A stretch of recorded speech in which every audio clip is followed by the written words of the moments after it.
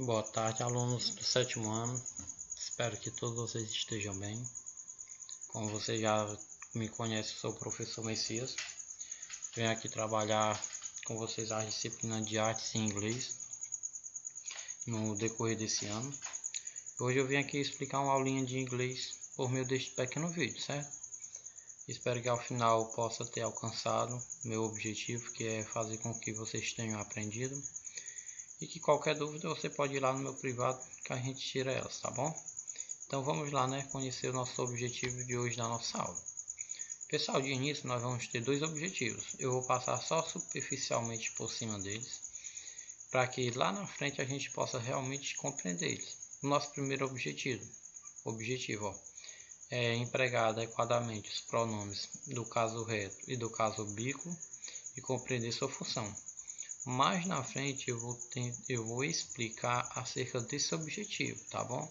Então, se você não compreendeu o que é um pronome oblíquo, lá na frente eu espero que retire essa dúvida de vocês, tá bom? Nosso segundo objetivo é diferenciar os pronomes do sujeito, também conhecido como subject pronouns, outro tipo de pronome pessoal, tá bom? Então, hoje a gente vai estudar dois, certo? E a posição que ocupa cada um nas suas frases, tanto os pronomes do caso reto, como também os pronomes subjects, ou então subjetivos, pronomes subjetivos. Então vamos lá, o que são os pronomes subjetivos, ou então subject pronouns? Pessoal, os subject pronouns, eles são sujeitos, que nem o próprio nome já diz, ou seja, pronomes sujeitos, onde eles sempre vão ser usados antes do verbo. Como assim antes do verbo?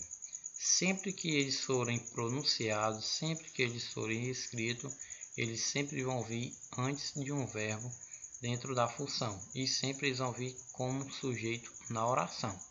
Agora nós vamos conhecer quais são os sujeitos. Como vocês já devem ter visto no sexto ano, antes mesmo da gente conhecer os sujeitos ou então os tipos de sujeito, a gente veio então estuda muito sobre o verbo to be, que são as mesmas coisas, que são os mesmos sujeitos ou então o mesmo subject que a gente está estudando agora, certo? Então vamos lá para a pronúncia e para o significado de cada um na língua portuguesa. Primeiro, I, que significa eu, é quando você fala em relação à primeira pessoa do singular, eu.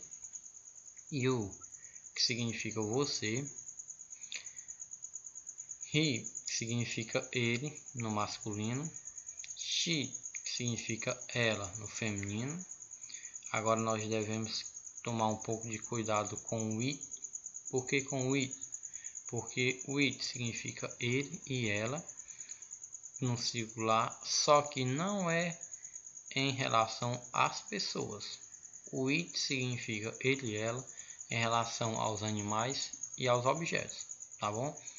Nessa primeira parte a gente viu eles no singular, agora a gente vai ver a pronúncia e a escrita deles no plural.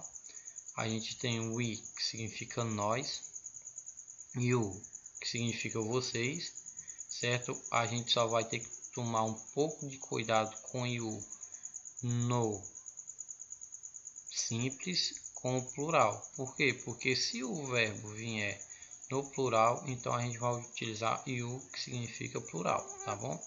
E por último, they, que significa eles ou então elas no plural. Aí temos aqui dois exemplos, ó. They study, I miss school e you play basketball. Então temos dois exemplos simples de como é que a gente pode utilizar o subject.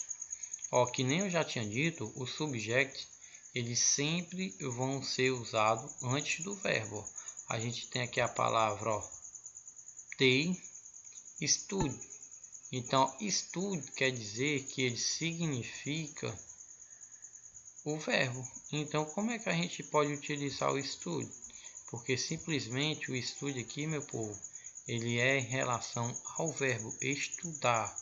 Por isso que vai utilizar o pronome they, certo? Então vamos aqui para a pronúncia de cada um, ó. Primeira frase, ó, they study I'm in school. Ó, eles estudam na minha escola. Ora, então, para a gente colocar aqui, ó, se por exemplo tivesse só assim, ó, study in my school. Como a gente vai pegar o verbo estar no plural, estudam, então quem estuda? Eles. Então a gente vai utilizar o subject they. Segundo exemplo, ó, you play basketball. Ó. Você joga basquete? Então a gente vai utilizar o pronome subject you. Temos aqui mais alguns exemplos. Ó, Anna is very happy. O que significa? O que quer dizer isso? Ó, Anna é muito feliz. Anna is very happy. Só que o sujeito, certo? O sujeito aí na frase aqui, ó, Ana. Quem é muito feliz? Ana. Então dá pra gente trocar esse sujeito Ana por uma dessas palavras que a gente está vendo, ó. Por qualquer uma dessas daqui do sujeito, do subject. Então quem é Ana? Ana é ela, feminino. Então a gente vai utilizar aqui, ó, o sujeito she. Então é só a gente trocar. Ó. Quando a gente faz essa troca, a gente tinha, ó, Anna is very happy. Agora a gente tem, ó, she is very happy. Ó, Ana é muito feliz. Agora a gente tem, ó, ela é muito feliz. Então a gente só fez somente essa troca do substantivo. Mas tome muito cuidado que quando a gente for fazer essa troca, a frase vai continuar com o mesmo sentido. Vamos para o próximo exemplo. Ó. Carlos and John are brothers. Então vamos analisar antes mesmo da gente olhar a pronúncia ou então qual do sujeito a gente vai utilizar. Vamos olhar, ó, Carlos and John. Vamos tentar traduzir isso aqui, ó, Carlos e John ou João. Então, ó, Carlos e João. Então a gente tem quantas pessoas? A gente tem 2 pessoas. Se a gente tem 2 pessoas, então a gente vai trocar Carlos e John simplesmente por um dos sujeitos que signifique os dois ao mesmo tempo. Se a gente for olhar para a nossa tabela, qual é que vai representar? Ó, they. Por que they? Porque simplesmente é o que significa eles e elas. Agora a gente vai dar uma olhadazinha no object pronouns, ou então pronomes objetos, certo? Os object pronouns, pessoal, eles sempre são usados depois do verbo com a função de objeto. O que é esse objeto? Sempre vai ser um complemento verbal, ele sempre vai complementar o verbo que vai vir. Só que como lá no subject pronouns, o subject pronouns ele vinha antes, agora aqui no object pronouns ele vai vir depois, porque ele vai ter o sentido de complemento. Ó. Corresponde aos pronomes pessoais ubíquos. Agora a gente vai dar uma pequena olhadinha no que é esses pronomes pessoais ubíquos. Ó, os pronomes pessoais ubíquos são aqueles que se referem às pessoas do discurso, quando exercem função de complemento da oração, assumindo comumente a função de. Então vai ser quando as pessoas vão estar no diálogo, vão estar se pronunciando, e que nessa pronunciação elas possam vir de 2 maneiras, tanto como objeto direto, como também objeto indireto. Para ficar melhor de nós compreendermos, a gente vai conhecer um pouco sobre ele. Então, sobre o object pronouns, pessoal, a gente tem também uma tabela, que é bem interessante que vocês copiem ambas as tabelas aí no caderno de vocês, para que vocês possam sempre estar com ela em mão. Então vamos lá conhecer alguns deles, certo? A gente tem o object, ó, me, you, him, her, it, us e them.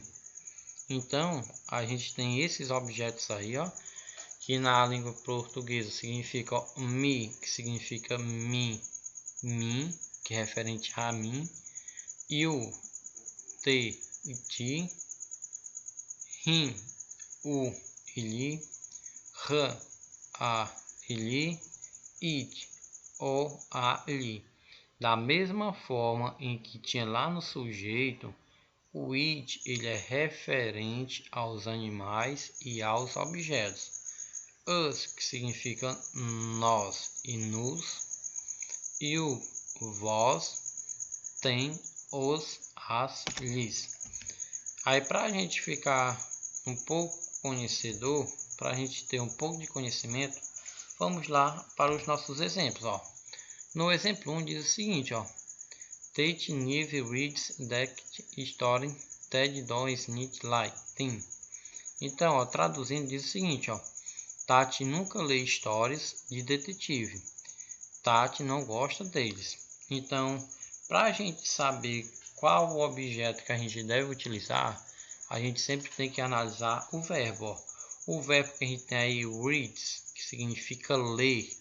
Então, como eu disse, ó, o sujeito vai ser sempre em relação à pessoa que está na história, que está sendo pronunciado. Então, quem é que está sendo pronunciado no exemplo? Histórias de detetive.